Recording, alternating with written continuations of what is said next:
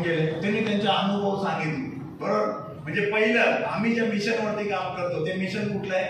Health, wealth आणि happiness. या तिन्ही गोष्टी सोडून वेगळं काय पाहिजे का? वेगळं काय पाहिजे का? नक्कीच नाही. या तीन गोष्टी खूप इम्पॉर्टंट आहे. मग हे जर बघितलं तर आज बरेच लोक आज आपल्याला हेल्थवरती येऊन सांगून गेलं. मी तर म्हणत मी पहिलं स्वतः प्रोडक्ट वापरले होते, लक्षात येत आहे, आणि आज ही प्रोडक्ट वापरत आहे. मग मी हे प्रोडक्ट का वापरले? कारण मला स्वतःला एक प्रॉब्लेम होता. जसं कोरोना येऊन गेला ना, त्या कोरोना येऊन गेल्यानंतर माहिती आहे ना, कोरोना गेल्यानंतर मग काही लोकांना काही ना काही वेगवेगळे लक्षणं राहिले होते. तर मला असं लक्षणं राहिले होते की 3 महिने, जवळपास 3-4 महिने माझ्या छातीमध्ये कळालंय माझं. मॅडम दिवसाला ना 10-10, 15-15 वेळा मला असं वाटायचं मला माझी वेळ आलेली आहे, कधी पण कार्यक्रम होणार, कधी पण लोक येणार आणि घेऊन जाणार. एवढं टेन्शन. बरोबर ना? मग विचार केला तर बाहेर कसं पडायचं, वेगवेगळ्या दवाखान्यामध्ये गेलो पण काय त्याचे रिझल्ट नाही. शेवटी मला कळालं की म्हणजे जो एक्सरे आणि ECG काढला ना, त्यावेळेस मला कळालं की ECG मध्ये मी म्हटलं पहिलं घाबरलो होतो, म्हटलं ECG मध्ये दाखवणार आपला कार्यक्रम आहे की नाही. बरोबर की नाही? कारण ब्लॉकेज वगैरे असेल किंवा काय ना काय असेल. पण त्यामध्ये प्रॉब्लेम ECG हा नॉर्मल निघाला आणि प्रॉब्लेम निघाला एक्सरे मध्ये. एक्सरे मध्ये सांगितलं की छातीमध्ये कफ झालाय, तो काय निघायला मागत नाहीये. त्याच्यावरती ट्रीटमेंट केलं पण ट्रीटमेंट पण काय व्हायला मागत नाहीये. अक्षरशः तुम्हाला सांगतो, ज्या वेळेस मला सनेज विषयी माहिती मिळाली, ऑनलाईनला माहिती मिळाली, मला कोणी सांगितलं नव्हतं. लक्षात येते, ऑनलाईनला युट्यूबला आहे ना, तुम्ही हजारो नाही लाखो रिझल्ट तुम्ही बघू शकता आणि पाहिजे ना त्या आधारावरती बघू शकता, पाहिजे त्या आधारावरती बघू शकता. मग मी रिझल्ट बघितले, मला कॉन्फिडन्स आला. मी स्वतः याच अवस्थेमध्ये मी पुण्यामध्ये गेलो आणि मिस्टर अशोक तोडमल सर आणि तुषार भोसले सर जे माझे ग्रेट गुरु आहेत त्यांना भेटलो आणि त्यांनी जे मला प्रोडक्ट विषयी माहिती सांगितली तसंच येताना तिथूनच प्रोडक्ट घेऊन आलो आणि ते प्रोडक्ट स्टार्ट केले. प्रोडक्ट स्टार्ट केल्यानंतर आहे ना, ते प्रोडक्ट फक्त आणि फक्त 7 ते 8 दिवस वापरले. पहिले सुरुवात 7 ते 8 दिवस झाले ना, 7 ते 8 दिवसामध्येच मला त्या प्रोडक्टचा रिझल्ट आला. जे जवळपास छातीमध्ये जे काळा मारायच्या कंटिन्युअसली 6 महिने 3-4 महिने भरपूर म्हणजे कंटिन्युअसली काळा मारत होत्या आणि त्याच्यावरती जो रिझल्ट आला हा 7 ते 8 दिवसामध्ये रिझल्ट आला. त्यामध्ये मी असे काही प्रोडक्ट घेऊन आलो होतो. म्हटलं एवढे ट्रीटमेंट लेवलचे रिझल्ट आणि 4-5 हजार रुपयामध्ये काम झालं. सुरुवात केली आणि म्हटलं एवढे चांगले प्रोडक्ट आहे, त्यामध्ये अजून पण काय वेगळे प्रोडक्ट आणले होते. त्यातले एक प्रोडक्ट म्हणजे 209 रुपयाचा आडूसा. तिथं मॅडम येऊन गेल्या ना मागायची तिथं, बरोबर ना, त्यांना आडूसा मीच दिला होता. 209 रुपये पण घेतले बरं का. जर का मी नसते पैसे घेतले तर रिझल्ट आला असता का? कारण फुकट दिलं ना तर रिझल्ट येत नाही. त्यामुळे कोणालाही फुकट द्यायचं नाही, फुकटची किंमत कळत नाही ना, बरोबर ना. मी 209 रुपयाचा आडूसा दिला, बरोबर, आणि रिझल्ट काय आला? मॅडमचा मला वाटतं किती 5-6 महिन्याचा होता प्रॉब्लेम, खोकल्याचा प्रॉब्लेम. दिवस रात्र खोकला, दिवस रात्र. घरचे परेशान झाले होते, बाई आम्हाला तरी झोपू देत होतं, नाही झोपत, असाच कार्यक्रम चालू असेल. कारण हे जो 209 रुपयाचा आडूसा दिला ना, मला वाटतं किती दिवसामध्ये रिझल्ट आला? 4थ्या दिवसामध्ये. जोरदार टाळ्या आल्या जोरदार टाळ्या आल्या. बघा, एवढंच नाही तर अजून पण एक रिझल्ट मी काढला होता. एवढा डेंजर रिझल्ट ना की एक व्यक्ती, त्यांचे जे म्हणजे खास मित्र म्हणतो ना आपण, ते खास मित्र कोरोनाच्या काळामध्ये एक्सपायर झाले आणि त्यांच्या बरोबरचे जे व्यक्ती होते, दोघांना डायबिटीस होता आणि यांची डायबिटीस एवढी सुरू झाली ना, आता हे घाबरले होते. राहिले कोणाबरोबर होते? ते कोरोनामध्ये गेले, कोरोनामुळे गेले, पण हे पण घाबरले. कारण कोरोना कोणाला होत होता? ज्याला काही ना काय प्रॉब्लेम आहे ना, त्यांना कोरोना व्हायला लागला होता. ते घाबरले, टेन्शन मध्ये आले. 400-450ची डायबिटीस सुरू झाली. वर्ष 1.5 वर्ष झाली, उतरतच नव्हतं, काय कंट्रोलच येत नव्हता. अक्षरशः दोन्ही मांड्यांना आहे ना इंजेक्शन असतं ना इन्सुलिनचे, बरोबर ना, 8 युनिटचं आणि 12 युनिटचं इंजेक्शन दररोज मारायचे. 2 मुली बायको असे समोर बसायचे, डोळ्यातून अक्षरशः पाणी यायचं. विचार करा, अशा परिस्थितीमध्ये माझे मिस्टर, माझे मुलं, काय म्हणजे वडील, म्हणजे ही जी अवस्था घराची होती ना, लय टेन्शन वाली, घाबरले होते. करता पुरुष कोण नाही, हेच एकटे. आणि अशा व्यक्तीसाठी काय ना काय करणं गरजेचं आहे की नाही? करायला पाहिजे की नाही? ते व्यक्ती आम्हाला भेटले, पनवेलमध्येच आमचं काम तिथं ज्या ठिकाणी आमचं वर्किंग करायचं ऑफिस होतं छोटं, त्या ठिकाणी ते आले. त्यांना बोललो सर तुम्ही बिंदास हे आपलं डायगो सुद्धा केली घ्या आणि आकाश होणार प्रोडक्ट चालू करा. तुम्हाला सांगतो जे वर्ष जी डायबिटीस ती कंट्रोल मध्ये येत नव्हती, इन्सुलिन हे बंद होत नव्हत्या, अवघ्या सर 14 दिवसामध्ये रिझल्ट. 14व्या दिवशी त्यांनी इन्सुलिनचे जे इंजेक्शन आहे ना ते पूर्ण बंद करून टाकले आणि बरोबर 1 महिना घेतला, रिपोर्ट काढला, डॉक्टरांकडे गेले. डॉक्टर त्यांना काय बोलतो माहिती, डॉक्टर बोलतात तुम्ही आता इन्सुलिन घेऊ नका. म्हणजे एवढा जबरदस्त रिझल्ट 15 दिवस अगोदरचा रिझल्ट आला होता. लक्षात येते. माझे बरेच लोक तुम्हाला येऊन बोलून गेले. बघा सगळ्यात महत्वाचं काय, आपला स्वर्ग आणि नरक काय असतं सर, कोणी सांगेल का? कुठे आहे? इथेच आहे, बरोबर ना. स्वर्ग आणि नरक म्हणजे काय, म्हणजे स्वर्ग म्हणजे आपल्याला जो मनुष्य प्राणीचा जो जन्म मिळाला ना हा स्वर्ग आहे. काय झालं पाहिजे, नरकात म्हणजे काय की जे म्हणतात ना जनावरांमध्ये जे गेलेले आहेत हे कशामध्ये गेले, काही ना काय भेटण्यासाठी गेले. पण आज जर आपण जर चांगलं काम केलं ना तर आपण स्वर्गातच असणार आहे. पण जर का वाईट काम केलं तर कुठे जाणार आहे ऑब्विसली. म्हणजे मला हे म्हणायचं आहे कुठेतरी आपल्याला एक चांगली कंपनी मिळाली याचा बेनिफिट आपल्याला होणार आहे.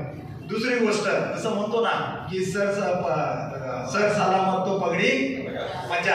आज जर आपली बॉडी जर चांगली राहिली नसेल तर तुम्ही कितीही कमवायला जा, काय फायदा आहे, बरोबर ना. मग शरीर चांगलं ठेवायला पाहिजे. तर तुम्हाला सांगतो एवढे सुपर हिट जबरदस्त क्वालिटी प्रोडक्ट आज जे बघायला तुम्हाला मिळाले, बरोबर की नाही, ते प्रोडक्ट तुम्ही वापरा, तुमच्या घरच्यांना पण वापरायला द्या.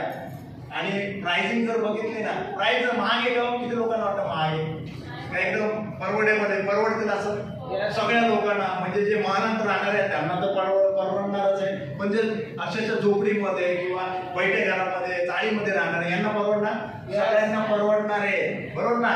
त्यानंतर रिझल्ट आहेत का नाही येतो, आहेत रिझल्ट. मी स्वतः रिझल्ट आहे, बरेचसे लोक रिझल्ट आहे. मी तर पहिल्या बिझनेस मध्ये नव्हतो, मी पहिलं महाना तरी पिटवू द्या आणि मग कॉन्फिडन्स आला आणि बिझनेस मध्ये आलो, बरोबर की नाही. मग रिझल्ट आहे. त्यानंतर जर बघितलं तर आता एवढे जर चांगले प्रोडक्ट आहे तर लोकांना शेअर करायला पाहिजे की नाही, करायला पाहिजे का, शेअर करा ना. चांगलं झालं पाहिजे लोकांचं, बरोबर की नाही. आज जर बघितलं तर शेतीसाठी पण प्रोडक्ट आपल्याकडे आणि प्रोडक्ट कुठले, जैविक प्रोडक्ट आहेत. आज काळाची गरज आहे का नाही, जैविक प्रोडक्ट आपल्याकडे. बरं, जैविक प्रोडक्ट लोकांना देणं गरजेचं आहे, लोकांचं चांगलं होणं गरजेचं आहे. कारण तुम्हाला सांगतो आज आम्ही ज्यावेळी सातारा कराडमध्ये जायचो ना तर तिथे आहे ना ज्या शेतकऱ्यांना आम्ही द्यायचो ना सर, जी बॉटल द्यायचो ना जैविक प्रोडक्टची, ते फवारायचं आणि मारायचे पण रिझल्ट पण म्हणणार खतरनाक रिझल्ट. पण प्रॉब्लेम काय करायचे माहिती का, काय शेतकरी आहे ना त्या बॉटलचं जे वरचं स्टिकर आहे ना ते स्टिकरच काढून घेऊन टाकायचे आणि बॉटल कुठे पण फेकायची. कोणाला कळालंच नाही पाहिजे हे काय वापरायचं. कळाल सर, काय कळालं, काय कळालं, शेती चांगली होणार का नाही होणार. आणि जर नाही त्याला जर दिलं तर त्याच्या याच्यात प्रॉब्लेम व्हायरस येणार की नाही येणार, आणि तो व्हायरस कधी ना कधी याच्यामध्ये येणार का नाही येणार, बरोबर ना. त्यामुळे मला असं वाटतं आपल्या शेजारचे असतील, आपल्या आजूबाजूचे, मी तर म्हणून पहिले आपल्या घरच्यांना पण बरं करणं गरजेचं आहे. म्हणजे क्वालिटी प्रोडक्ट पहिले तर मी आणि माझी फॅमिली वापरणार. किती लोक तयार आहात, मी आणि माझी फॅमिली हे प्रोडक्ट 100% वापरणार म्हणजे वापरणार. बरं, आयुर्वेदिक आहे, त्यामध्ये साईड इफेक्ट होण्याचं काही चान्सेसच नाहीये, बरोबर की नाही. आणि आयुर्वेद आहे 5000 वर्षापासून आहे, बरोबर आहे.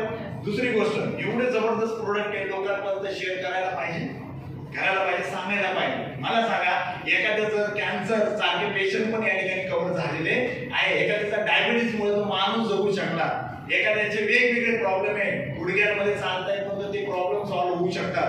तर मग हे प्रोडक्ट लोकांना शेअर झाले पाहिजे, गॅरंटी, बरोबर ना. आता मला सांगा टोकनमध्ये काय, हेल्थ, वेल्थ आणि हॅपीनेस.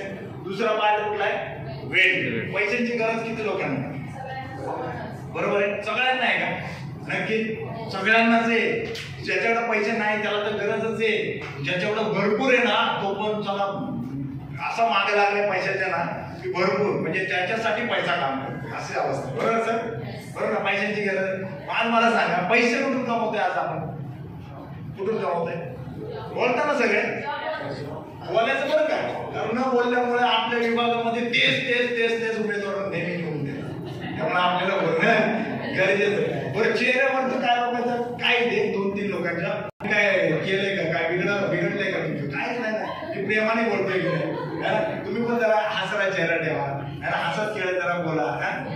मला पण जरा बोलायला बरं वाटेल किंवा असं नाही की त्यांनी रिमोट घेऊन बसले आणि ते चॅनल सेट करून एखादं काहीतरी सिरियल लावून बसले आणि ते फक्त असं तर नाही ना काय. त्यामुळे जरा कॉपरेट करा स्माइलीच्या.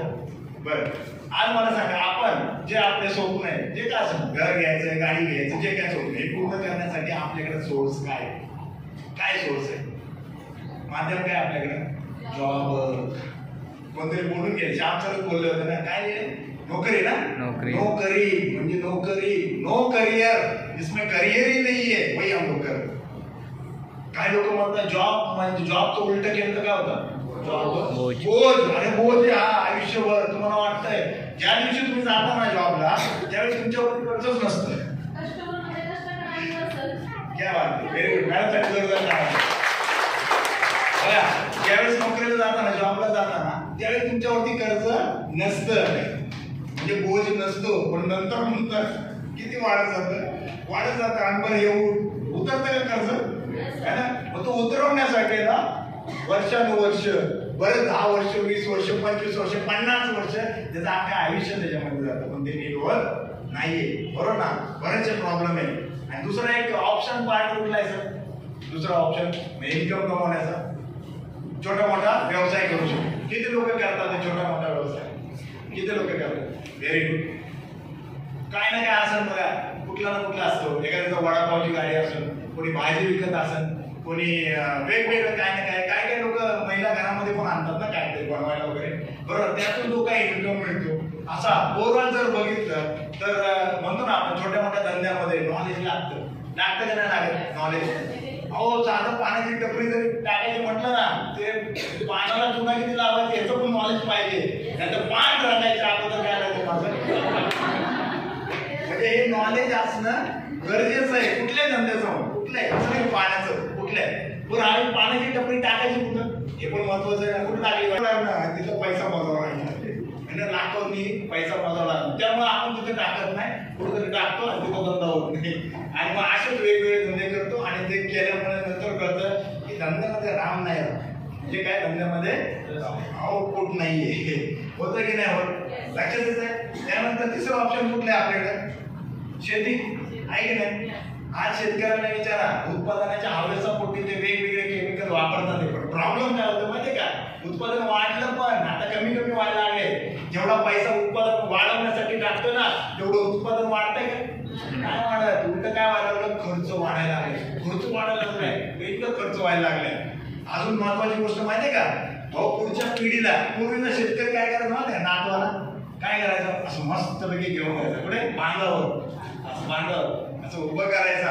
बघ तिथून इथपर्यंत जवळपास 50 एकर जमीन आहे, 100 एकर जमीन आहे की नाही, हे दाखवायचा. इथं आपण कितीतरी टन ऊस काढतो, हे पूर्वीचा शेतकरी सांगायचा. बरोबर. आणि आताचा शेतकरी काय करतो? बांधावर घेऊन जाऊ शकत नाही, टेन्शन येतं का? त्याला काय सांगावं आता? तिथं काय, जसं तिथं पूर्वी कितीतरी टन उगत होता ना, आता तिथं टन सुद्धा उगत. हे प्रॉब्लेम आता आहे. त्यामुळं शेतकऱ्याचं जर बघितलं तर खर्च वाढायला लागलाय, उत्पादन क्षमता कमी व्हायला लागली आणि जमिनीची नापीकता वाढायला लागली, सुपीकता कमी झाली. हो झालंय का नाही बघा? मी खोटं बोलतोय का? अरे हे मला डोळ्यासमोर आहे माझ्या. त्यामुळं सतत आम्ही लोकांमध्ये असतो, त्यामुळे कळतंय या सगळ्या गोष्टी. मग करायचं काय? आउटपुट कुठून? मग काय लोक आहे ना आता घर बसल्या कुठून पैसे मिळतात का? ऑनलाईनचे बिझनेस करतात. बरोबर ना. शेअर मार्केट म्हणा, काय ना काय वेगवेगळं करतात. या सगळ्या गोष्टीसाठी नॉलेज पाहिजे की नाही? नॉलेज पाहिजे. नाहीतर मग लाखाचे 12,000 व्हायला टाइम लागते. पाणी तर लाखाचे 12,000 व्हायला टाइम लागत नाही. मान्य तुम्हाला? आज जर बघितलं ना मार्केटमध्ये ऑप्शन नाही. आता आपल्याला एक जबरदस्त ऑपॉर्च्युनिटी समोर आहे का नाही? या सनेजसाठी एक जोरदार टाळ्या. बरोबर. या कंपनीमध्ये मी तर आलो होतो प्रोडक्ट घ्यायला. फक्त प्रोडक्ट वापरलं, मला चांगले रिझल्ट आले, लोकांना शेअर केलं, घरच्यांचं आरोग्य चांगलं केलं आणि त्याबरोबर एक बिझनेस मिळाला. आणि तो बिझनेस आहे ना पूर्णपणे फ्रीमध्ये मिळाला. पूर्ण फ्रीमध्ये मिळाला. 1 रुपये सुद्धा मला त्या बिझनेससाठी टाकावे लागले नाही. लक्षात येते का? चांगलं आहे का वाईट आहे? बरं, पहिलं तर काय झालं माहिती आहे का? मी जे प्रोडक्ट परचेस केले ना 5,000चे, त्यावेळेस आहे ना, त्यावेळेस मला त्यांनी प्रोडक्ट घेतानाच पहिले डिस्काउंट दिला, आणि हा डिस्काउंट जवळपास 25 ते 30% डिस्काउंट होता. म्हणजे जवळपास 1200 ते 1500 रुपयाचा डिस्काउंट मला मिळाला. चांगलं आहे.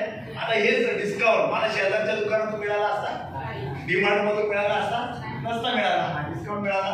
दुसरी गोष्ट, A1 क्वालिटी प्रोडक्ट मला मिळाले. A1 quality product. आज कॉम्पिटिशन आहे मार्केटमध्ये. तिसरी गोष्ट जर बघितलं ना, फ्री प्रोडक्ट मिळाले त्याच्यासोबत. 750 रुपयाचे फ्री प्रोडक्ट मिळाले. तिथं पण खुश झालो मी. म्हटलं अजून काय आहे का, तर त्यांनी अजून एक मला बेनिफिट दिला. काय माहितीये का, हा कॅशबॅक बोनस किती माहितीये का, 4% ते 12%. बापरे, म्हटलं सुरुवातीला 100 रुपये का होईना, पण तो मिळाला माझ्या हाताला आला. बरोबर, तोच वाढत 200 रुपये झाला, सर 300 वाढत गेला. मी प्रोडक्ट घेत गेलो, जास्तीत जास्त त्याच्यावरती कॅशबॅक मिळत गेला. आज काही लोक जसं सनेश कॉलर वगैरे घेतात, ऑन द स्पॉट 1200 रुपयाचं त्यांना काय म्हणतात, कॅशबॅक बोनस मिळतोय. हा बेनिफिट आहे की नाही. आणि मी म्हटलं अजून काय आहे का बघूया, थोडंसं हळू आवाजामध्ये त्यांना बोललो. म्हटलं अजून काय आहे का, म्हटलं मला तर म्हणजे मी तर हा विचार केला, माझे तर पैसे वसूल आहे, तरी सुद्धा मला विचारलं म्हटलं आहे का. तर त्यांनी मला सांगितलं अजून एक जबरदस्त आहे, ते म्हणजे तुम्ही जे दर महिन्याला गेला ना त्याच्यावरती हे सगळं फायदे तर मिळणार, पण जसं दुसऱ्या महिन्यात परत खरेदी केली परत फायदे मिळणार, सर तिसऱ्या महिन्यात परत, चौथ्या महिन्यात परत, 5व्या महिन्यामध्ये पैसेच भरायचे नाही. म्हटलं का, 5व्या महिन्यामध्ये पैसेच भरायचे नाही, 5व्या महिन्यामध्ये रिकामी पिशवी घेऊन यायचे आणि तुम्हाला आवडणार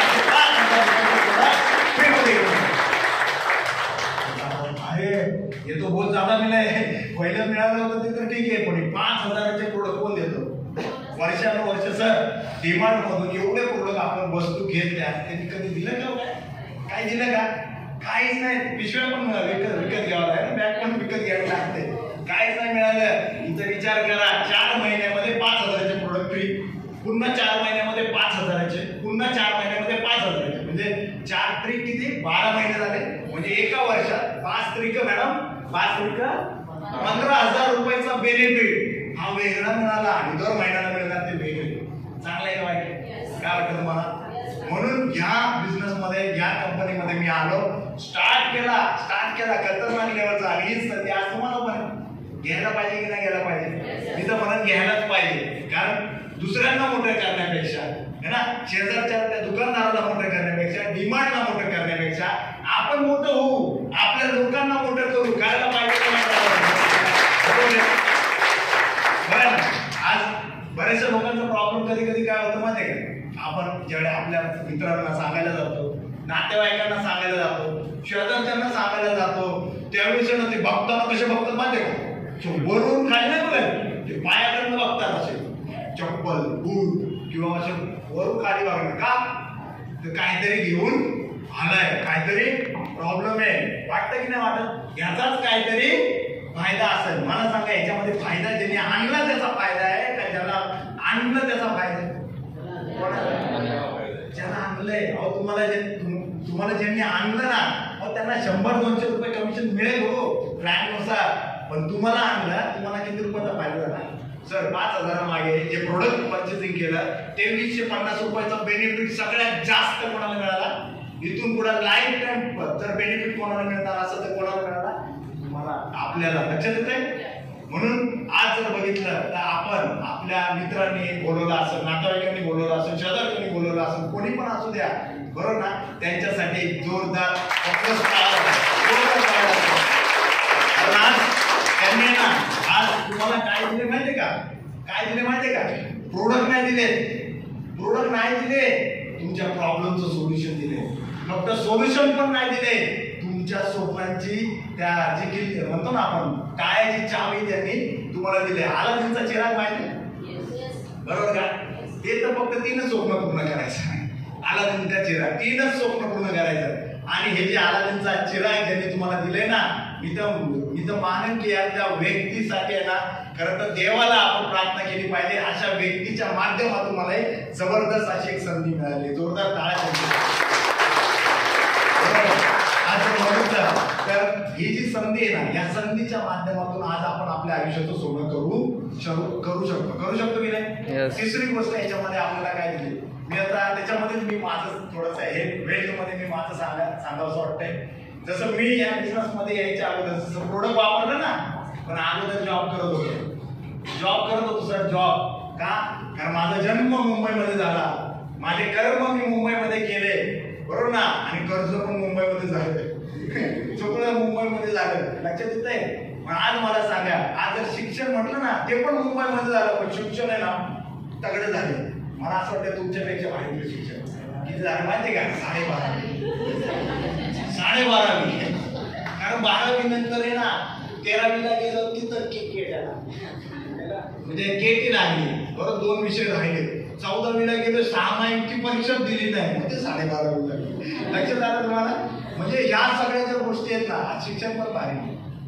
लक्षात आलं? आता हे जे सगळं तुम्हाला बरं वाटलं मी जे बोललो ते, पण तुम्हाला सांगू, हे जे मी बोललो ना, हे माझ्या फक्त आणि फक्त परिस्थिती. आजही मी बोलताना माझ्या अंगावरती काटे यायला लागले. म्हणजे मला ते लहानपणीचे दिवस आठवतात. मी ज्या वातावरणामध्ये राहिलो, ज्या 10 बाय 10च्या रूम मध्ये बैठ्या चाळीमध्ये मी राहिलो, घाटकोपरमध्ये माझं घर होतं. 10 बाय 10 मध्ये 5-6 लोक कसे राहू शकतात?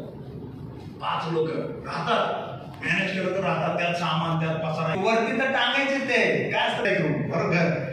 पण ती एक परिस्थिती होती. पण जास्त पाऊस झाले ना मॅडम, जास्त पाऊस झाले ना, तिथं बाथरूम नसायचं, आंघोळीला मोरी असायची, मोरी माहिती ना, बरोबर ना. त्या मोरीमध्ये मागणं जे जायचं ना पाण्याचं, तिथून पाणी बसा आतमध्ये एवढं भरून जायचं, जास्त पाऊस झाल्याचं. अशा परिस्थितीमध्ये राहिलो. बरं कमी जरी पाऊस झाला ना, झोपायच्या वांदे व्हायचे का, वरून तर पाणी येतच, त्याला मॅनेज केलं. पण जमिनीमध्ये उभा केलेलं घर, जमिनीमधून पाणी झिरपायचं, वर यायचं, अक्षरशः झोपायचे वांदे. एवढे डेंजर परिस्थितीमध्ये मागे माहिती तुम्हाला आपल्या इथं आलं होतं काय म्हणतात, सुनामी का? सुनामीच ना, भरपूर पाऊस 26 जुलैचा आठवतंय का? हा डेंजर होतं त्यावेळेस. मी छोटाच होतो, म्हणजे बऱ्यापैकी मला वाटतं 10-12 वर्षाचा असेल, समथिंग 12-13 वर्षाचा असेल. अक्षरशः खाली कुठलंही सामान ठेवू शकत नव्हतं. पलंग होता, ते फोल्ड करायचा असतो ना, तो त्या पलंगवरती मांडी घालून अक्षरशः बसलेलो आम्ही रात्रभर, दिवसभर. ते 2-3 दिवस पाणीच गेलं नव्हतं. मग अशा परिस्थितीमध्ये का परिस्थिती अशी असेल माहिती तुम्हाला का असेल? कारण त्यावेळेस ऑपॉर्च्युनिटी नव्हत्या सर. शिक्षणचं जुनं, जे माझे वडील ना, त्यांचं जुनं मॅट्रिक झालं होतं, 11वी. आणि त्यामध्ये त्यांचा जो व्यवसाय होता ना, त्यांनी कुठला निवडला होता, छोटा मोठा धंदा करायचा. मग त्यांनी जो वर्क केलं ना, त्याच्या माध्यमातून फक्त 100 रुपये आमच्या घरामध्ये यायचे डेलीचे. आणि या 100 रुपयामध्ये आमचं 5 लोकांचं कुटुंब चालायचं.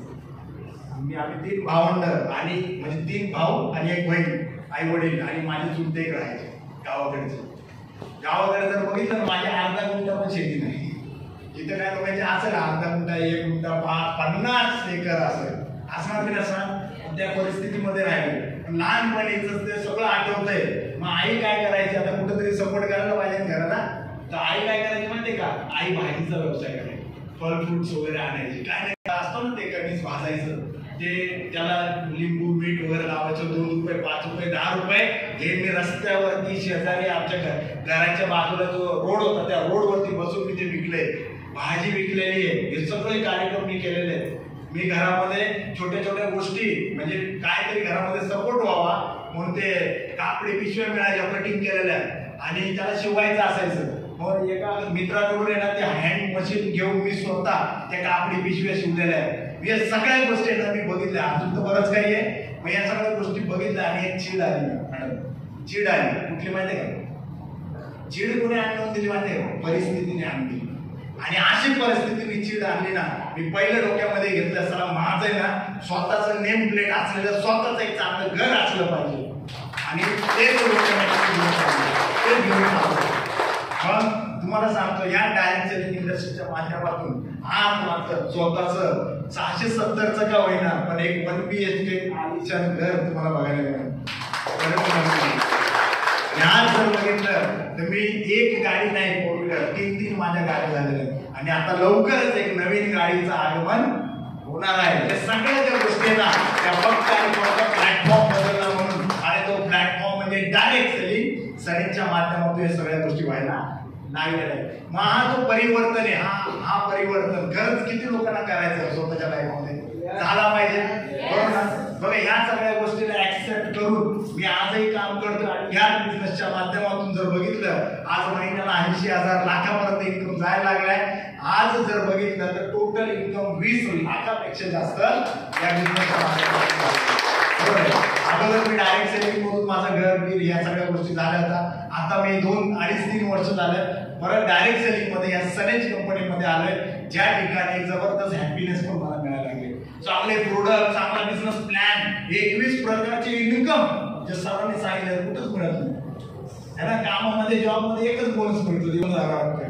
इथं तर किती बोनस मिळतात, किती 11 प्रकारचे बोनस मिळायला लागलेले, 5-6 प्रकारचं बेनिफिट वेगळा मिळायला लागलाय. अहो तुझे आपले सगळे बोट आहे ना कशामध्ये वाटतं ते तुपामध्ये ना.